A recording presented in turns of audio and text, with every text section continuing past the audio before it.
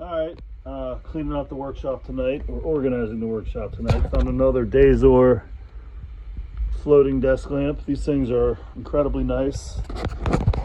Sorry, all we had was a moving blanket to kind of use as a display. This has the fluorescent lights that still work.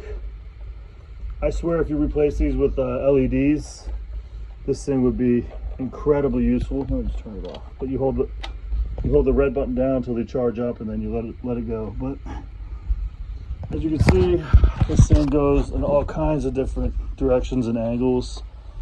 It swivels both ways, comes up here, it leans forward, all the way down. Has a weighted base, this one does. It just doesn't, the other one I have clamps to a table. It's got its share of dings, but I think it's in really good shape. It's got some paint markings on it.